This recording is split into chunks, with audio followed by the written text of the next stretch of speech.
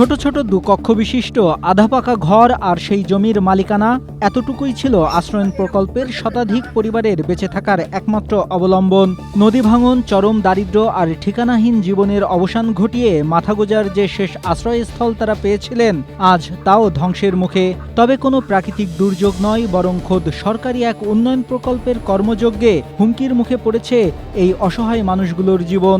নদী খননের এই মহাপরিকল্পনা এখন রূপ নিয়েছে শতাধিক ভূমিহীন পরিবারের আর্তনাদে।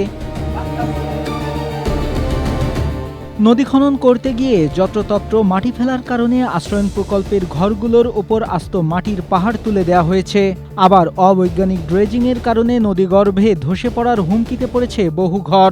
আশ্রয়ণ প্রকল্পের মানুষদের খাবার পানির জন্য 3টি টিউবওয়েলের মধ্যে 2টি ইতোমধ্যে নষ্ট হয়েছে এই নদী খনন কর্মসূচিতে। বেশিরভাগ টয়লেট ভেঙে দেওয়া হয়েছে খননের সময়ই।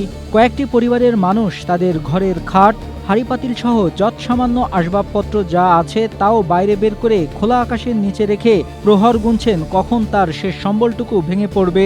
সমস্যা মানে ওই বেডি ভেঙে পড়ে যাবে না, ওই বেডি ভেঙে পড়ে যাবেন। সব ছোট ছোট বাচ্চা কাচ্চা আছে, কোয়ানে যাবো, আমার জায়গাটাই নেই।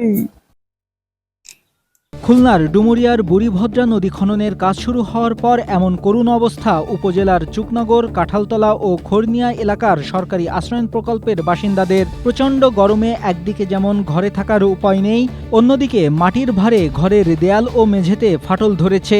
এখানকার বাসিন্দারা এখন অত্যন্ত মানবেতর জীবনযাপন করছেন। তাদের রান্না করার জায়গা নেই, শিশুদের নিয়ে ঘুমানোর নিরাপদ আশ্রয় নেই। আমরা খুব অসহায়, আমার কলটাও ডেকে দিয়েছে, আমরা একটু পানও খেতে পারতেছি না। আমরা চাচ্ছি সবাই এই 25 গাছ 26 গাছ লোক আছে, তাই ঘরটা যদি পাইলিং করে দেয় তাহলে এরা একটা শান্তিতে বসবাস করতে হবে, এছাড়া আর কিছু না।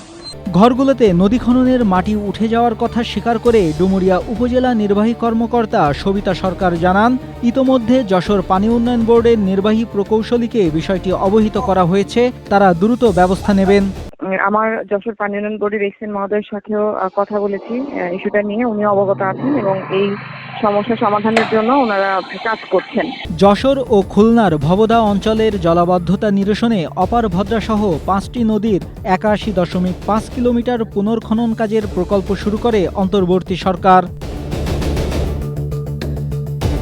Desk report, Asia post.